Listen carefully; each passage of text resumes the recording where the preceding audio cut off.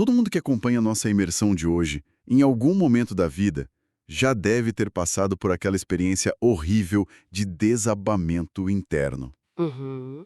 É uma sensação péssima. Sim, sabe aquela sensação de chão sumindo quando alguém em quem a gente depositava uma confiança absoluta, de repente falha? É uma quebra de expectativa muito brutal. Exato. E pode ser um mentor de carreira, um pai, um chefe muito admirado, mas hoje nós vamos focar em algo bem particular. Um líder espiritual, tipo um pastor, sabe? Sim, e a queda de um líder espiritual tem um peso muito específico, né? Com certeza.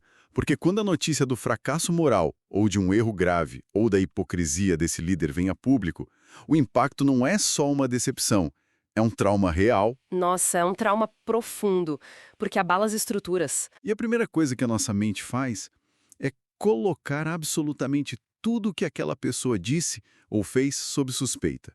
Fica tudo manchado. É o instinto natural de proteção, né? A gente desconfia de tudo. Então, a grande missão de hoje, a pergunta que fica martelando e que a gente vai desvendar aqui, é: se esse pastor que era minha referência falhou de forma tão grave, ele perdeu totalmente a credibilidade? Essa é a grande questão. Pois é, ele ainda tem alguma condição de exercer o pastoreado? Ou, uma situação ainda mais complexa, ele poderia dar treinamento para novos obreiros? Olha, essa é uma dor muito real para muita gente. E algo que gera uma crise sistêmica, sabe? Uhum. Porque quando um líder espiritual cai, não é como uma empresa que perde valor de mercado. As pessoas perdem a própria bússola moral. Sim, é como se a estrutura emocional da comunidade inteira entrasse em colapso. Exatamente. Porque, psicologicamente falando, nós fundimos muito a figura do mensageiro com a mensagem que ele carrega. A gente não separa as coisas. É, a gente quer que o pacote seja perfeito. Para visualizar esse choque, eu pensei numa analogia. Pense numa visita a um grande museu. Tá, um museu. Geralmente, existe uma expectativa enorme de grandiosidade na forma como as coisas valiosas são expostas. Pense nas joias da coroa, por exemplo. Ah, sim, vidro blindado, alarmes. Este é o ato. Tem iluminação milimetricamente calculada, pedestais de mármore impecáveis. A apresentação grita para você que aquilo ali tem um valor incalculável. Uhum. Nós gostamos que o recipiente seja tão impressionante quanto a arte em si. Faz parte da experiência. Faz totalmente. Mas imagine entrar nessa sala super protegida, olhar para o centro do pedestal e a joia mais rara do mundo está guardada dentro de um copinho de plástico trincado. Nossa. Um copo amassado de onde vaza água, sabe? A mente entra em curto-circuito na hora. É o caos absoluto do ponto de vista da expectativa. É a dissonância cognitiva na sua forma mais pura, né? O nosso cérebro simplesmente não consegue processar. Não consegue mesmo. Fica a pergunta de por que colocaram lá. Sim, como algo de um valor infinito pode estar contido em algo tão absurdamente banal e frágil. E é interessante você usar essa imagem do copo. Sério? Sim, Por quê? porque ela captura perfeitamente a essência da nossa fonte de hoje. É um texto antigo que trata justamente desse dilema sobre liderança e falibilidade. Ah, o texto base na nossa análise. Isso. É um escrito milenar, super denso, muito conhecido na teologia e que tenta explicar a natureza da liderança espiritual usando exatamente essa contradição da sua analogia. E o que diz esse texto exatamente? O texto diz assim: temos, porém, este tesouro em vasos de barro. É uma linha curta, mas cheia de significado. Ok, vamos desvendar isso então. Porque quando o autor antigo fala em vasos de barro, a gente precisa entender o que isso significava na época, certo? Com certeza. O contexto histórico muda tudo. É, porque hoje em dia uma cerâmica artesanal, vaso de barro, é artigo de luxo. É super caro. Sem dúvida. Mas no primeiro século, um vaso de barro não era uma peça de decoração de loja de design. Longe disso. Era algo mais comum então. Era o plástico-bolha da época. Era o copo descartável da antiguidade, sabe? O material mais barato e utilitário que existia. Entendi. Era tipo uma embalagem do dia a dia. Exato. Era usado para carregar água, guardar mantimentos e, curiosamente, às vezes para esconder documentos importantes durante invasões militares. Ah, tipo os manuscritos do Mar Morto, né? Perfeito. Exatamente como os manuscritos do Mar Morto. Mas a característica principal do vaso de barro é que ele é inerentemente muito frágil. Ele não aguenta muita coisa. Não aguenta. Ele racha com mudanças de temperatura, ele quebra se esbarrar uma pedra, e o pior, quando quebra não tem conserto, vira caco mesmo. É literalmente a embalagem mais vulnerável possível. E dentro dessa embalagem quebradiça, o texto diz que existe um tesouro. Sim, um contraste enorme. Esse tesouro seria a mensagem, o evangelho, o próprio pastoreado e a responsabilidade de guiar e treinar outras pessoas. Algo inestimável, né? Uhum. É o valor supremo ali dentro. O que me faz pensar na analogia de novo. É como encomendar um diamante raríssimo e a entrega chegar pelos correios dentro de uma caixa de papelão velha e amassada. É uma ótima imagem. A caixa não muda a composição do diamante, claro. Mas a gente julga a caixa. A gente sempre julga. E, parando para pensar do ponto de vista estratégico, isso não é loucura. Como assim? Ué? Colocar algo tão precioso numa embalagem tão frágil logo de início não é um erro gerencial colossal? Porque a liderança espiritual não foi confiada a seres infalíveis? Olha, o que é fascinante aqui é que o próprio texto antigo antecipa essa indignação. O autor sabia que as pessoas iam questionar esse designer. Ele responde a isso no texto. Responde. Ele não apenas constata a fragilidade, ele revela um mecanismo por trás dela. A frase completa diz que esse tesouro está em vasos de barro para que a excelência do poder seja de Deus e não de nós. Peraí, não de nós? Isso, ou seja, a fragilidade humana do líder não é um defeito de fabricação, muito menos um acidente no controle de qualidade. É um mecanismo de segurança intencional. Como assim um mecanismo de segurança? Fiquei curioso agora. Pensa na psicologia da liderança. Se a mensagem divina e o pastoreado fossem entregues a seres humanos perfeitos, o que aconteceria? Todo mundo ia achar os caras incríveis. Exato! Se fossem colocados em vasos de ouro maciço, quem olhasse de fora não saberia distinguir onde termina a genialidade do líder e onde começa a graça divina. As pessoas iam começar a adorar o vaso. Efeito! Iam idolatrar a embalagem. Ao colocar um peso eterno de glória nas mãos de líderes cheios de defeitos, dúvidas, medos e vulnerabilidades, o contraste fica gritante. A diferença de valor fica muito clara. Sim.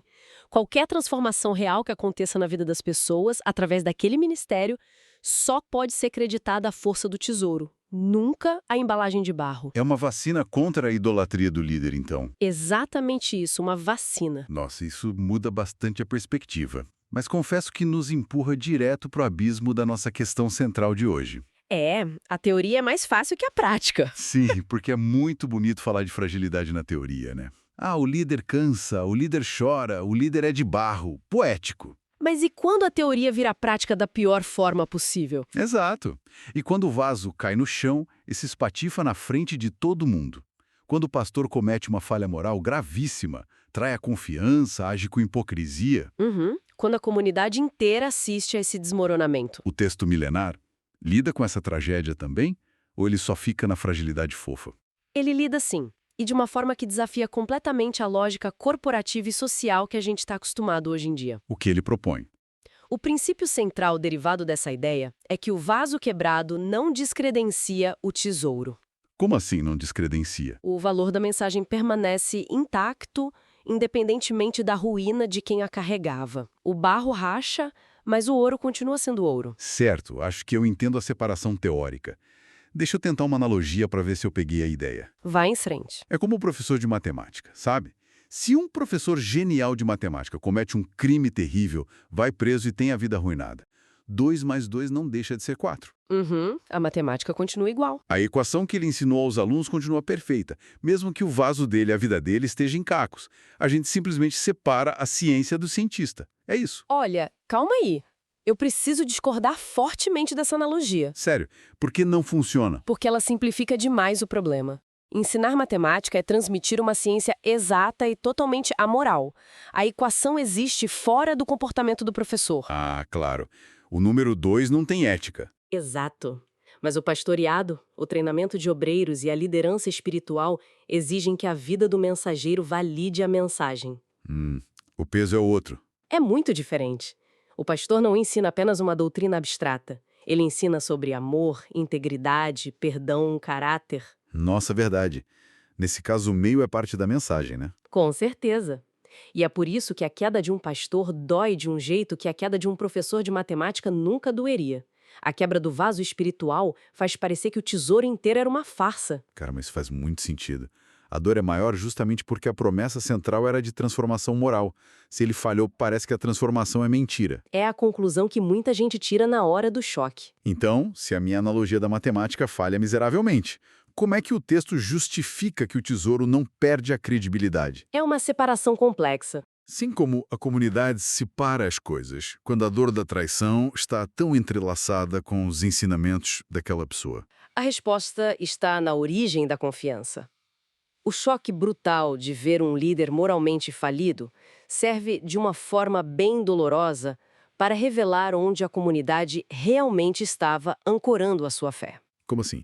Ancorando a fé? Fica a pergunta: as pessoas estavam confiando no tesouro ou estavam apaixonadas pela eloquência, pelo carisma e pela suposta perfeição do vaso? Ah, entendi. O escândalo revela a idolatria que já existia. Exatamente. Quando o texto diz que o tesouro sobrevive, é porque a essência do ensinamento verdadeiro nunca dependeu da perfeição de quem o entregava. A mensagem se sustenta sozinha. A verdade sobre redenção e compaixão continua sendo real.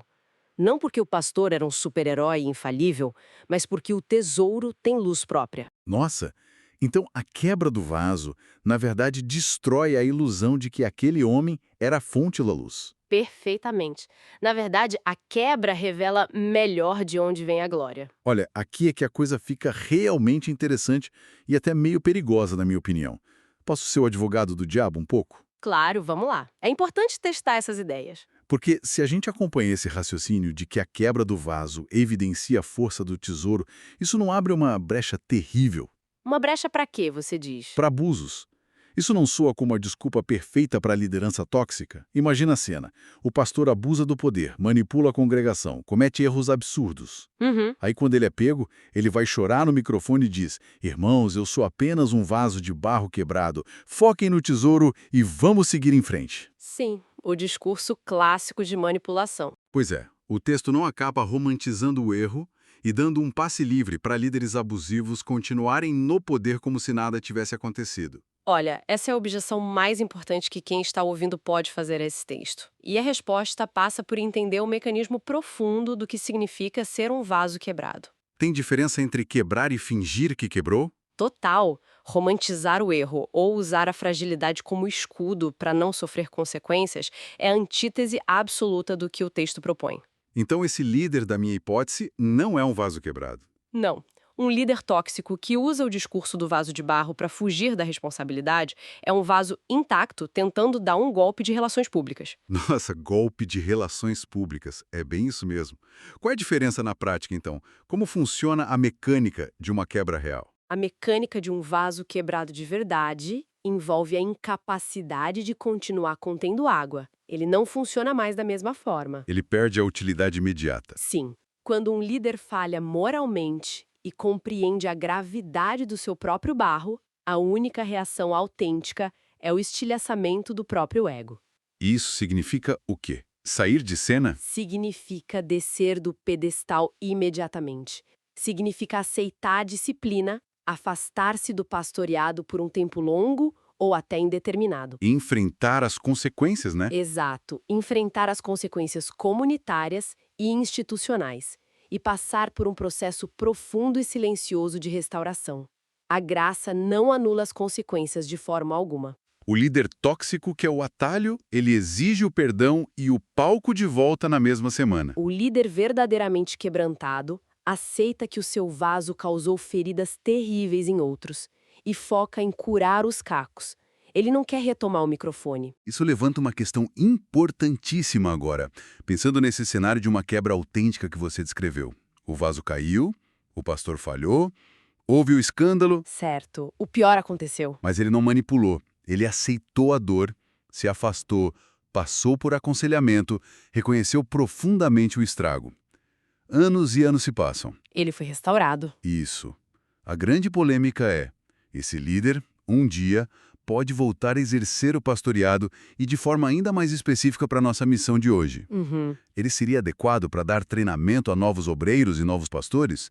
porque o instinto natural de qualquer diretoria de igreja seria vetar. Vetar na hora. Diriam: agradecemos o seu arrependimento, mas precisamos colocar um vaso novo, inteiro e sem histórico de rachaduras para ser o modelo das novas gerações. E olha, esse instinto é perfeitamente compreensível do ponto de vista da preservação da instituição. A gente sempre busca a estética da segurança. Sim, ninguém quer risco de imagem. Mas, se analisarmos estritamente pela lógica da fonte que diz, não de nós, mas de Deus, chegamos a uma conclusão que pode ser bem chocante. Que conclusão? A de que um vaso cheio de cicatrizes coladas pode, em muitos casos, ser um instrumento de treinamento muito superior a um vaso recém-saído da olaria. Superior? Peraí. Como as rachaduras de um fracasso moral podem fazer de alguém um mentor melhor?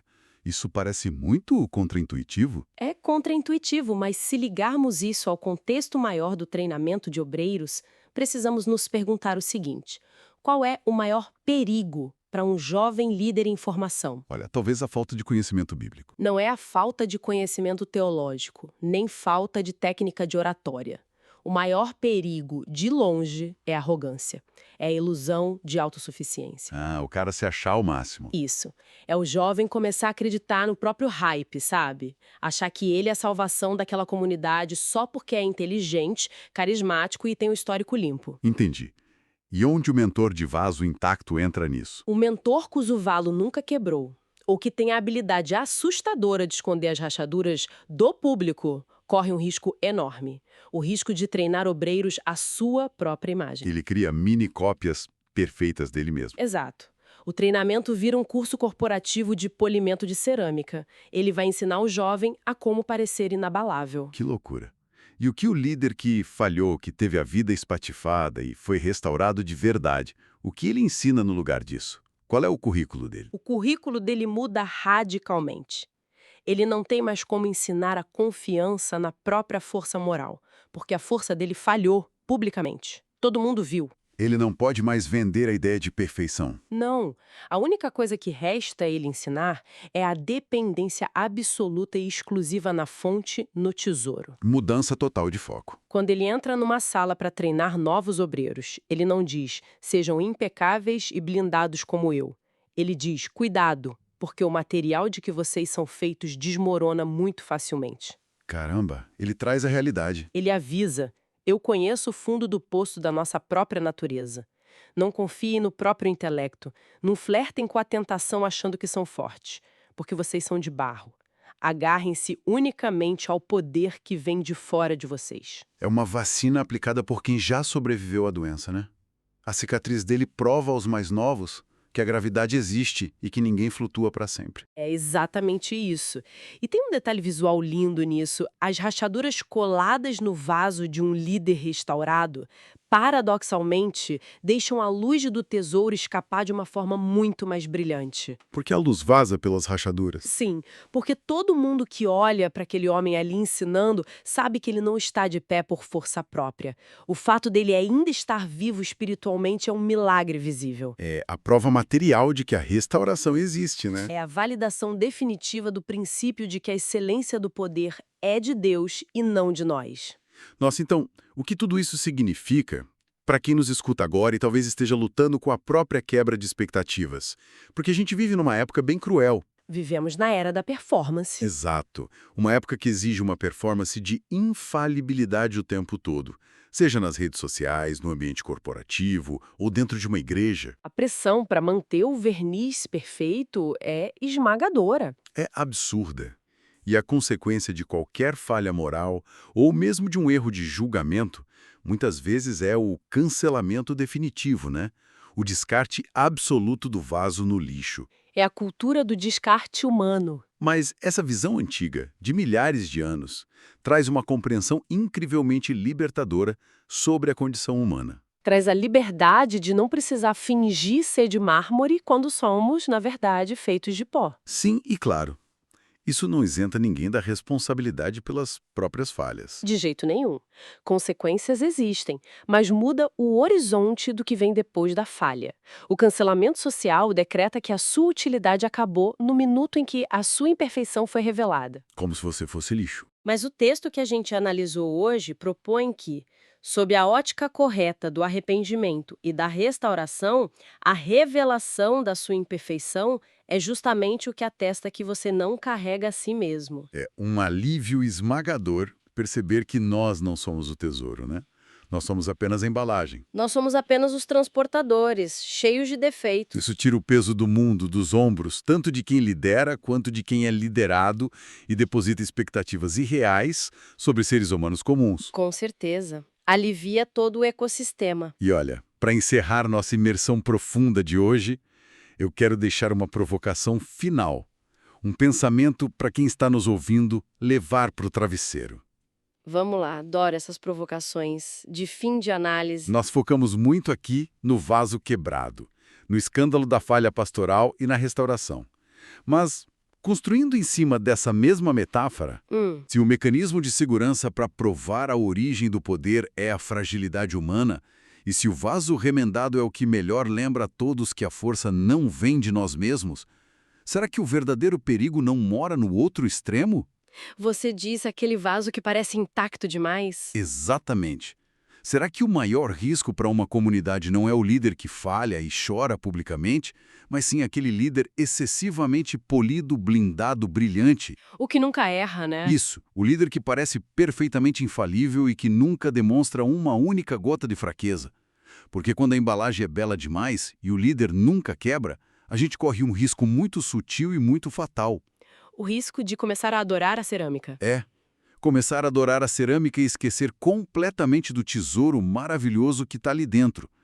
É um perigo totalmente silencioso. Nossa, essa é uma reflexão importantíssima. Focar na embalagem é perder o conteúdo. Pensem muito sobre isso. Avaliem bem as suas referências e analisem onde está ancorada a confiança de vocês.